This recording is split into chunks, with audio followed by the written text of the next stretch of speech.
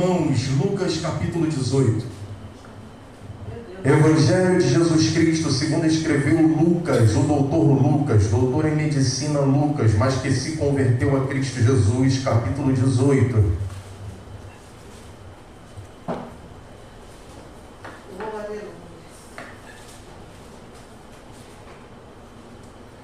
Lucas capítulo 18, meus irmãos, eu vou ler os textos, vou começar do versículo 1, mas depois eu vou estar intercalando alguns versículos. O versículo que eu for ler, eu vou falando com os irmãos vão acompanhando comigo, amém? Amém. Lucas capítulo 18, todos acharam, amém? Amém. Diz assim o texto, versículo 1. Então Jesus contou aos seus discípulos uma parábola para mostrar-lhes que eles deviam orar sempre e nunca desanimar. Ele disse: em certa cidade havia um juiz que não temia Deus nem se importava com os homens. E havia naquela cidade uma viúva que se dirigia continuamente a ele, suplicando-lhe: faze-me justiça contra o meu adversário. Por algum tempo ele se recusou, mas finalmente disse a si mesmo: embora eu não tema a Deus, nem me importe com os homens, esta viúva está me aborrecendo. Vou fazer-lhe justiça para que ela não venha mais me importunar. E o Senhor continuou: ouçam o que diz o juiz injusto. Acaso Deus não fará justiça aos seus escolhidos, que clamam a Ele dia e noite? Continuará fazendo esperar? Eu digo a vocês, Ele lhes fará justiça e depressa. Contudo, quando o Filho do Homem vier, encontrará fé na terra? Eu repito a parte B do versículo 1, versículo 8. Contudo, quando o Filho do Homem vier, encontrará fé na terra? Versículo 14 do capítulo 18. Eu digo que este homem, não outro, foi para casa justificado diante de Deus, pois quem se exalta será humilhado, e quem se humilha será exaltado. Versículo 17 desse mesmo capítulo 18, todos estão comigo, amém? Amém. Versículo 17 diz: digo a verdade, quem não receber o reino de Deus como uma criança, nunca entrará nele. Versículo 22, a igreja está comigo? Amém. Ao ouvir isso, disse-lhe Jesus: falta ainda uma coisa, venda tudo o que você possui, dê dinheiro aos pobres, e você terá um tesouro nos céus. Depois venha e siga-me. Ouvindo isso, ele ficou triste, porque era muito rico. Agora vamos lá para o versículo 35. Ao aproximar-se Jesus de Jericó, um homem cego estava sentado à beira do caminho pedindo esmola. Quando ouviu a multidão passando, ele perguntou o que estava acontecendo. Disseram-lhe: Jesus de Nazaré está passando. Então ele se pôs a gritar: Jesus, filho de Davi, tem misericórdia de mim. Os que iam adiante o repreendiam para que ficasse quieto, mas ele gritava ainda mais: filho de Davi, tem misericórdia de mim.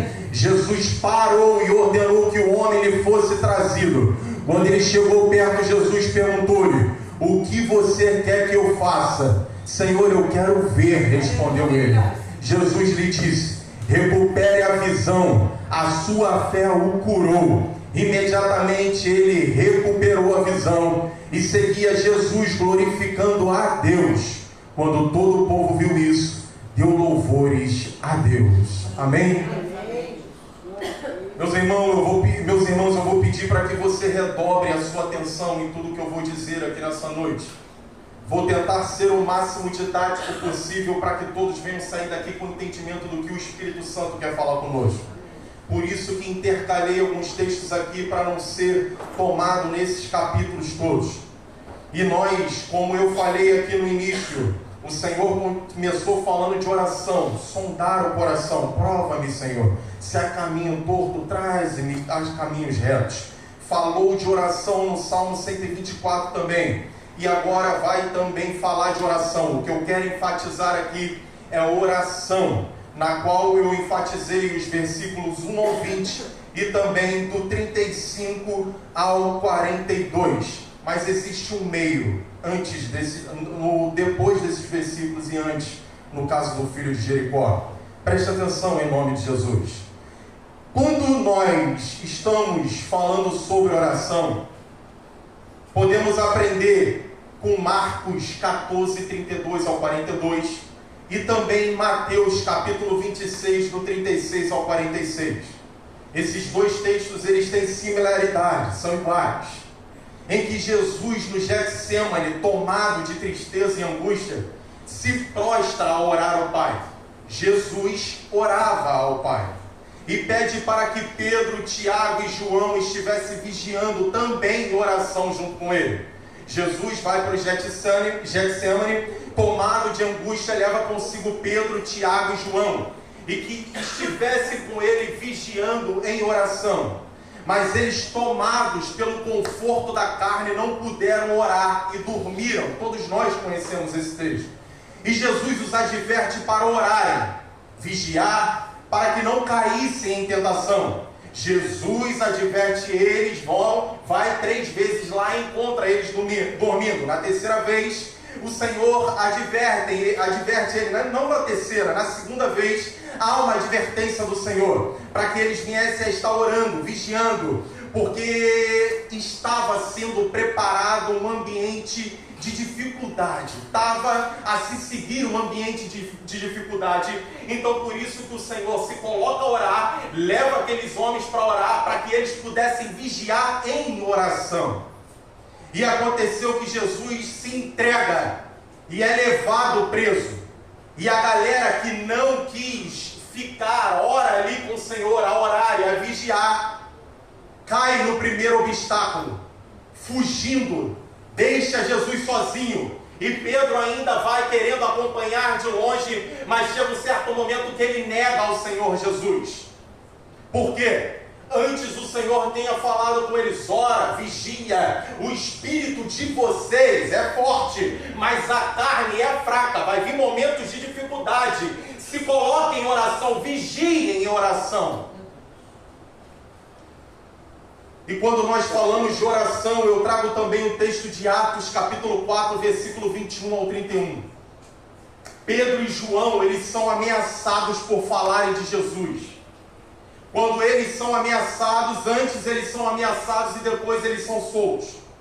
E diante da ameaça que eles encarariam, eles se reúnem com os irmãos, contam à igreja, e unânimes, eles, Pedro e João, junto com a igreja, levantam a voz em oração. Eles não vão ficar aflitos, mandando mensagens para um ou para outro: nós estamos ameaçados, nós vamos morrer, e agora o que vai acontecer? Não. Cheios do Espírito Santo, eles vão se reunir com a igreja. Eles não vão se reunir em um departamento exclusivo. Eles vão para a igreja, e junto com a igreja, unânimes, eles levantam a voz em oração. E junto com a igreja, eles levantam a voz em oração. O Pedro e João, que outrora estavam dormindo no Getsemane, agora em Atos capítulo 4, estão cheios do Espírito Santo, e sabem que sem oração não dá.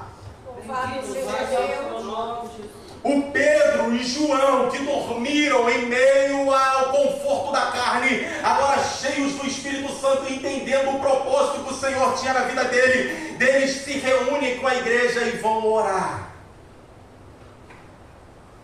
Eles levantam a voz em oração unânimes, vai dizer o texto.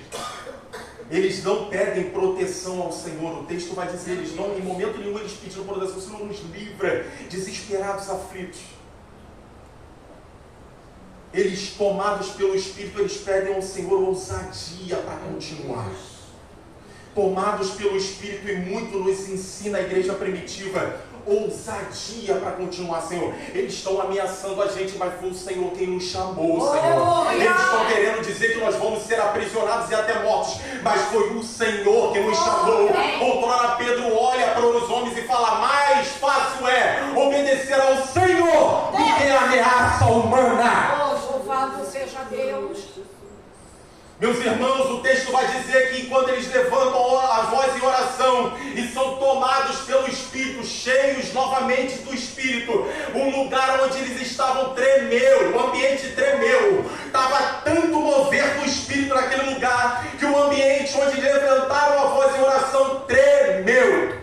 E ali eles foram cheios do Espírito Santo e pregavam a palavra em ousadia. Se atentou, meus irmãos, que no primeiro ponto dessa introdução eu disse: a aflição a seguir, a aflição, a angústia vai bater na porta, mas os homens ali preferiram estar dormindo. Agora em Atos capítulo 4, esses mesmos que estavam dormindo, agora estavam ligados com o céu, sabendo que se eles não tivessem reunidos em oração, ligados com o Senhor, daria ruim. Meu Deus.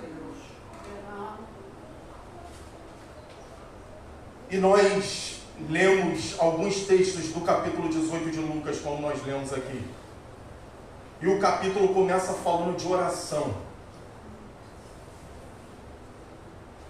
E termina falando de oração. O capítulo 18 começa falando de oração. E lá no cego de Jericó termina falando de oração. Mas por que Jesus inicia falando de oração no capítulo 18?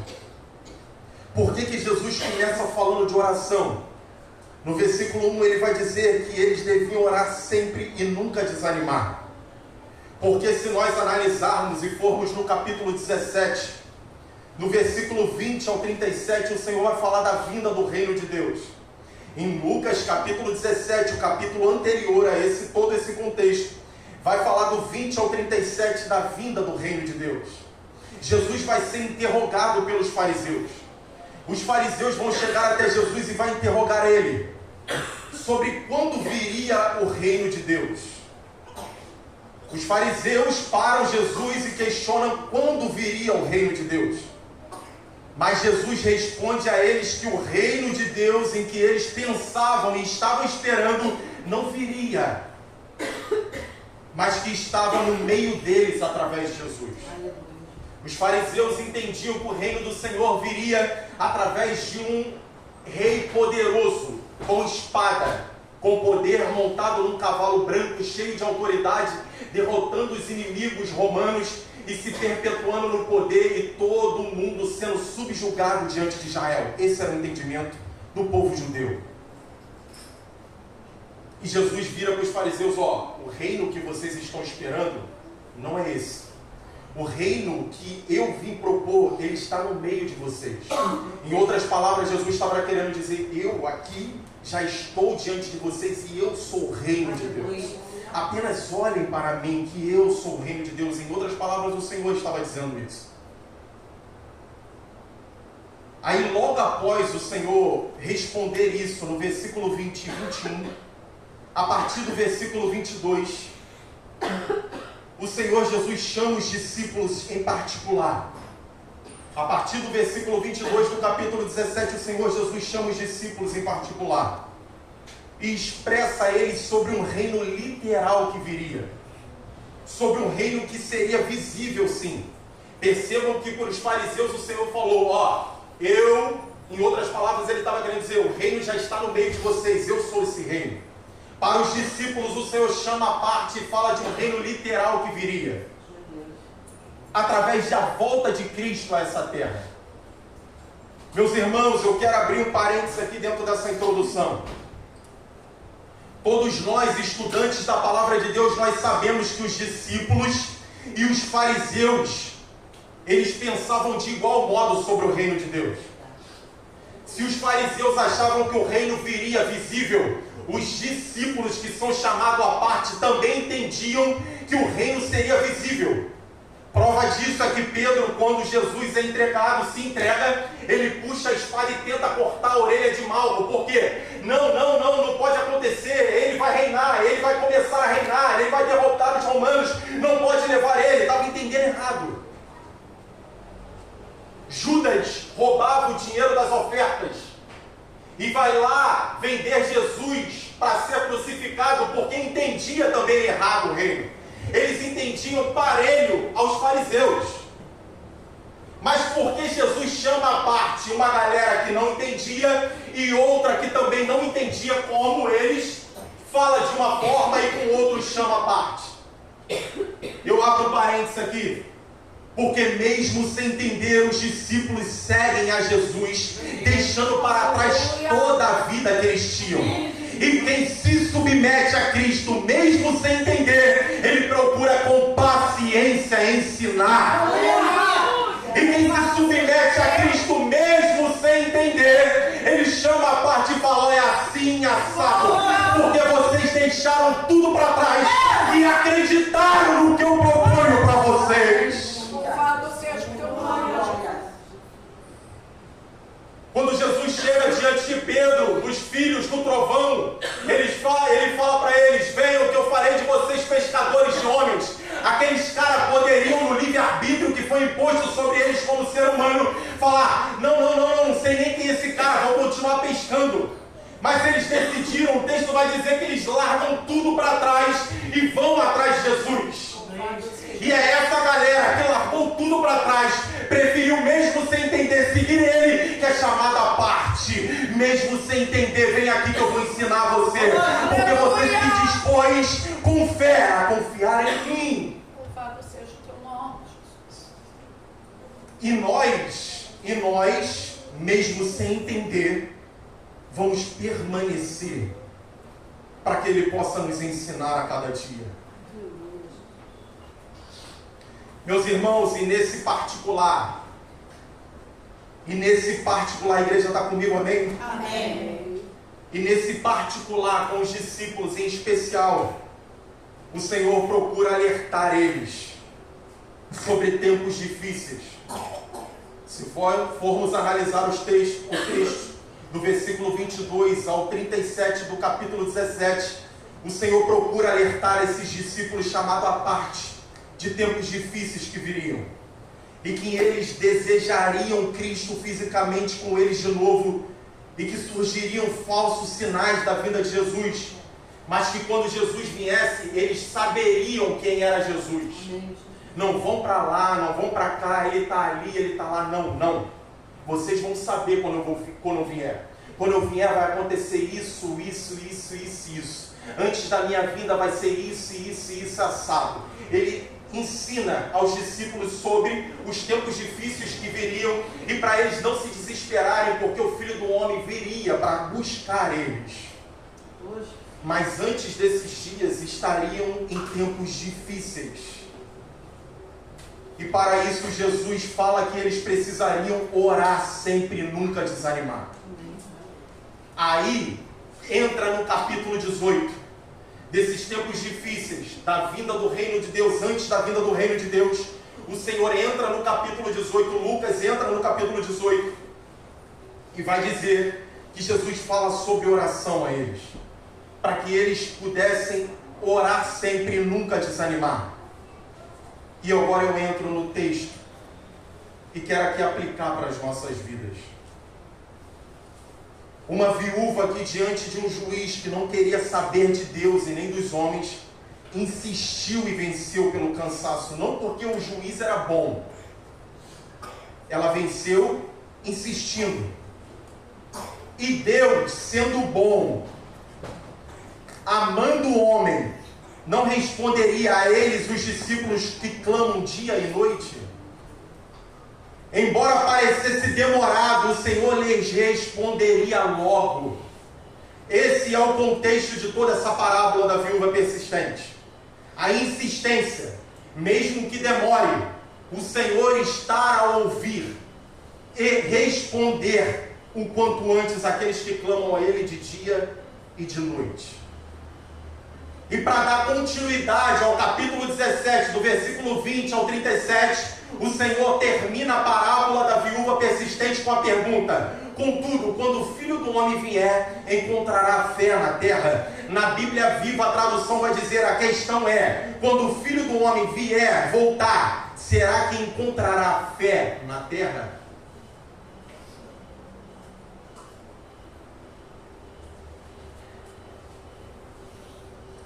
E de tudo que nós lemos aqui no capítulo 18,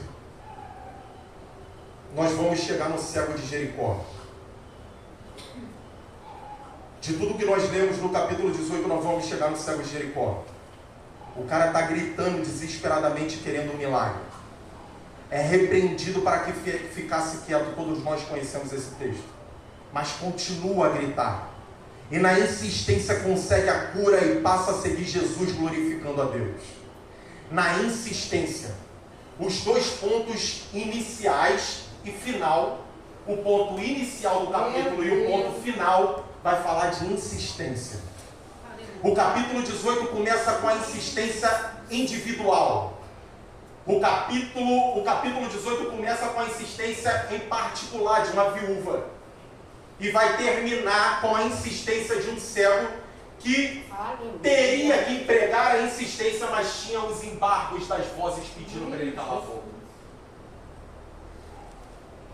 E esse é o primeiro ponto que eu me dedico aqui. O início do capítulo 18 e o final do capítulo 18. Insistência, permanecer, se dedicar. E o Senhor me instruiu a dizer: dias difíceis você pode estar vivendo e poderá viver no seu lar, casamento e seio familiar. Não desista, insista, permanece, insiste, clama, grita que o mestre vai chegar. Contudo, quando ele vier, encontrará fé na terra. Continua, permaneça. Nós como igreja, em um todo, nós temos a tendência de encarar tempos difíceis futuramente. Já estamos encarando e nós temos uma tendência muito grande de encarar tempos difíceis futuramente. E dentro desses tempos difíceis, como que nós vamos reagir dentro do reino de Deus? Se Jesus voltar com todos nós em vida ainda, todos nós em vida, se Jesus volta daqui a alguns dias, se o Senhor volta daqui a alguns meses, ou daqui a algum ano, a pergunta que fica é: quando o Filho do Homem voltar, será que encontrará fé na terra? A pergunta, eu repito, a pergunta que fica: quando o Filho do Homem voltar, será que encontrará fé na terra? A Tayane falou com muita propriedade aqui. Falou de uma determinada música que eu não conheço, mas ela falou dentro do contexto que ela estava dizendo. Nós temos que ter muita seriedade no que nós estamos cantando. Nós temos que ter muita seriedade no que nós estamos falando. Senhor, por Ti eu perco tudo. Por Ti eu entrego a minha vida. Eu deixo tudo para trás e me rendo a Ti, Senhor. Por Ti é isso, por Ti é aquilo. E a pergunta que fica é: quando o Filho do Homem voltar, será que encontrará fé na terra? Porque por muito falar, Pedro negou Jesus 3 vezes. São lindas as canções, inspiradas pelo Espírito Santo. E esse mesmo Espírito que inspira as canções nos constrange no racional, no entendimento daquilo que nós estamos louvando e falando. Jesus vai dizer: não é o que entra, é o que sai. A partir do momento que você fala, você tem que saber o que você está falando. Ou a gente vai desistir fácil. Uma é a viúva que só dependia dela. Uma é a viúva que só dependia dela. O outro também só dependia dele, como o filho de Jericó, como o servo de Jericó. Mas só que tinha pessoas dizendo para ele se calar. Nós precisamos permanecer, mesmo que Satanás venha e diga: fica tranquilo, já deu. Nós precisamos permanecer, mesmo que Satanás venha e sopre. Fica quieto, não adianta mais. Continua. Continua em nome de Jesus. O Espírito clama aqui nessa noite. Continua. Suas orações não estão sendo em vão. Ele é sujo. Ele é ridículo. No momento que nós estamos mais em fervor, mais em oração, ele vai e sopra. No momento que você está lavando uma louça, no momento que você está estendendo uma roupa, no momento que você está nos seus afazeres, ele vai e fala: para com isso, desiste. Não, o Espírito fala: vai, continua. Louvado seja o seu nome. E eu não considero essas pessoas aqui, que falaram para o cego de Jericó parar, como nós, seres humanos, eu considero como Satanás, demônios. Porque a palavra diz que a nossa guerra não é contra a carne e o sangue, mas sim contra aquele que influencia palavras. Amém. Quem influenciou essa galera a falar para o cego parar foi quem?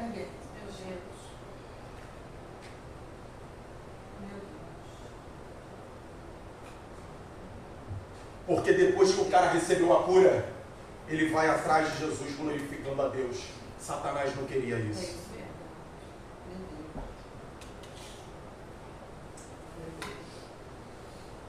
Mas, desse primeiro ponto que eu analisei aqui sobre a viúva e o cego de Jericó, nós lemos outros versículos no meio desses dois pontos de oração. Os irmãos que leram comigo o versículo 14 do capítulo 18. Os irmãos leram comigo o versículo 17 do capítulo 18. Depois nós lemos o versículo 22 e 23 do capítulo 18. Esses três textos eu li no meio do que fala de oração. Perceberam que começa falando de oração, termina falando de oração, mas no meio tem um contexto? E esses versículos no meio do contexto dos momentos de oração vai falar sobre intenção. O Espírito Santo bradou comigo nessa palavra e falou e me atentou a isso. Existe oração no início, existe oração no final, mas qual é a minha intenção no meio? Esse é o contexto do capítulo 18. E esse é o segundo ponto que eu quero me dedicar aqui. Intenção na dedicação à oração. Intenção na dedicação da oração. Nós lemos o versículo 14 e o contexto do versículo 14, o Senhor vai falar da parábola do fariseu e do publicano, amém? O Senhor começa falando de oração e ele vai continuar falando de oração na vida do fariseu e do publicano dentro dessa parábola. E lá no versículo 14 que nós lemos, ele vai dizer que um é justificado e o outro não. Meus irmãos, olha que tremendo. Muitos anos eu acreditava que essa parábola aqui, o cara parou no templo assim, o fariseu, e falava: Senhor, eu dou o dízimo, Senhor, eu faço isso, Senhor, acolá, Senhor, eu. Mas olha que tremendo. Vai dizer na NVI, no versículo 11 do capítulo 18, o fariseu em pé orava no íntimo. E na tradução da NAA vai dizer que ele orava de si para si mesmo. Meu Deus. O cara mostrava uma espiritualidade, no íntimo, mas não era espiritual. O fariseu orava no íntimo dizendo: Senhor, eu sou isso, eu sou bom. Eu sou, Senhor, olha aqui, Senhor, como eu faço, no íntimo. Ele não estava falando. E o cara que estava se movimentando e que era considerado como sujo, de cabeça baixa, nem olhava para o céu, batia no peito: que misericórdia de mim. Muita espiritualidade em alguns contextos, eu não vou generalizar. Não estou aqui para ser leviano. Muitas espiritualidades em alguns contextos de vida não significa intimidade com o Senhor. Muita espiritualidade em contextos de vidas não significa que a pessoa está orando e dedicada ao reino de Deus, mas em si, por si e para si.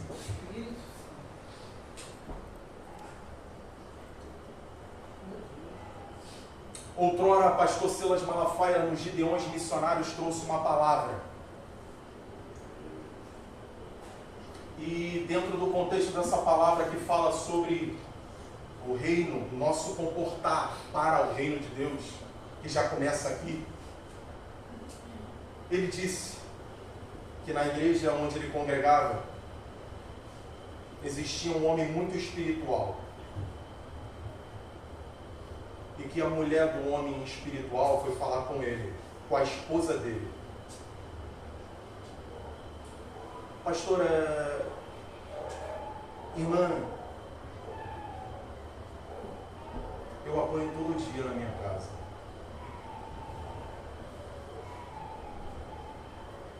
E na hora de entregar a ceia, esse que era espiritual falava até em línguas com a bandeja na mão.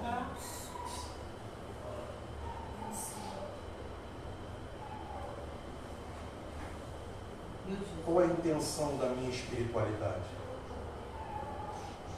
O cara orava no íntimo, de si para si mesmo, mas totalmente desprovido do reino de Deus.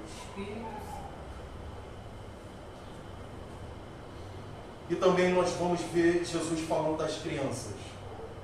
Começam a repreender as crianças que estão chegando até ele. Os pais trazem para que o Senhor impusesse as mãos e abençoar elas. Aqueles pais que estavam trazendo as crianças estavam sendo repreendidos. Não leva essas crianças não. Jesus vai, deixa vir a mim. Porque o reino de Deus, o reino dos céus é dessas crianças. E o Senhor adverte e pega isso e usa para advertir. E dizer, quem não receber o reino de Deus como uma criança nunca entrará nele. Quem não receber o reino de Deus como uma criança nunca entrará nele. Aí depois o Senhor vai entrar no jovem rico. E o Senhor vai falar para ele uma frase que vai impactá-lo. Ainda te falta uma coisa. Você cumpre muita coisa, mas ainda te falta uma coisa. Vende tudo que você tem, entrega aos pobres, vem e siga-me, que você, como se Jesus estivesse falando para ele, você terá um benefício, uma recompensa muito maior de tudo que você tem. Mas ele se entristece porque o coração dele estava nas riquezas. E se vai. Nesses 3 pontos aqui, no primeiro, a parábola do fariseu e do publicano vai dizer o orgulho religioso. O segundo ponto, de Jesus e as crianças, o Senhor vai nos advertir sobre a pureza de coração e o espírito humilde que nós temos que ter para receber o reino de Deus. E o terceiro ponto, dentro do contexto de oração, o Senhor vai dizer sobre o apego ao material acima de Deus e do próximo. Orgulho religioso, pureza de coração e espírito humilde, apego ao material acima de Deus e do próximo. Percebam que o capítulo vai falar de oração no início, vai falar de oração no final, mas qual é a intenção da minha dedicação à oração? É o meio do capítulo. Um orgulho religioso que eu tenho de mim para mim mesmo. Eu não recebo o reino de Deus com humildade, a saber que é Ele que me chamou e que eu não sou, porque Ele pega os que não são para confundir os que são. Eu me dedico em oração, mas cumpro parte dos mandamentos do Senhor, mas no meu coração está apegado àquilo que é material. E eu não quero saber se isso vai ser maior do que Deus e do que o próximo que está precisando de mim. Nós falamos aqui inicialmente sobre orarmos. Nós precisamos orar e continuar, insistir, gritar, permanecer. Mas qual é a intenção do meu coração depois que eu descer essas escadas aqui, sabendo que eu preciso continuar? O Senhor fala através do Espírito Santo dele.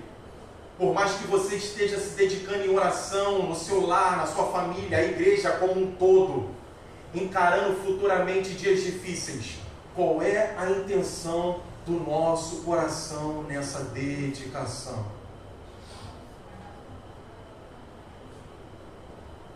Estamos presos às coisas que nos cercam. Estamos diante do reino de Deus, achando que é nós, é isso e pronto, acabou. Estamos diante do reino de Deus, achando que é por nós mesmos, pelo nosso muito fazer, que nós somos atraídos a Deus. Qual é a intenção do nosso coração?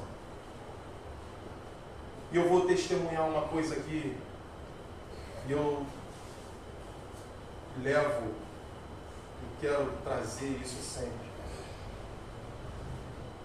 Que as nossas vidas, elas precisam ser testemunho daquilo que estamos pregando.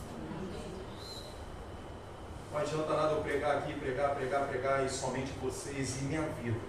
Ela também é testemunho dentro do contexto que eu estou falando.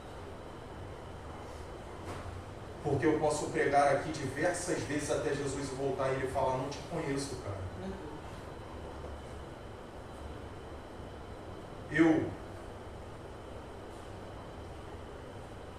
É difícil. Por alguns tempos, acabou na semana passada, em nome de Jesus. Eu não passava em determinada rua, aqui de Olaria. Porque eu entendia no meu coração que se me rejeitou, se me bloqueou, se não quer a minha presença, se não quer o meu convívio, se não quer a minha amizade, Jesus também não manda eu estar correndo atrás dessas pessoas.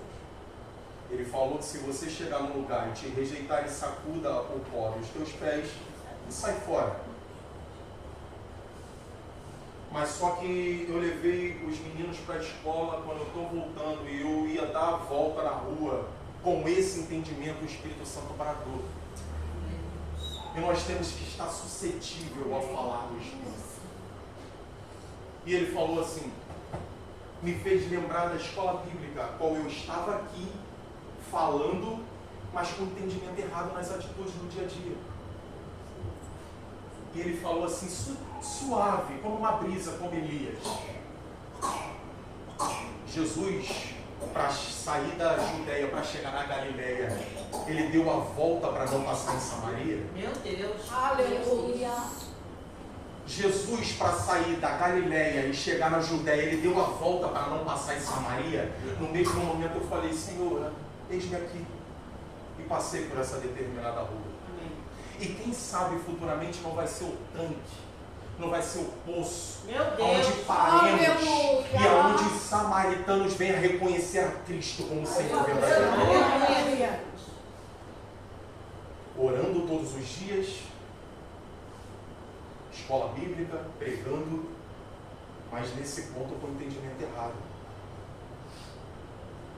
Deu para entender?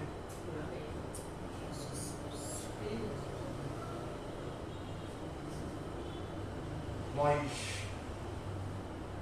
precisamos nos autoanalisar. E eu concluo aqui para entregar o microfone no tempo que me foi determinado. Nós encaramos dias difíceis e quem sabe não pode estar vindo dias difíceis para nós em particular. Escrevi aqui, nós encaramos dias difíceis e quem sabe não pode estar vindo dias difíceis para nós em particular, individualmente. E o Senhor está nos alertando a permanecer.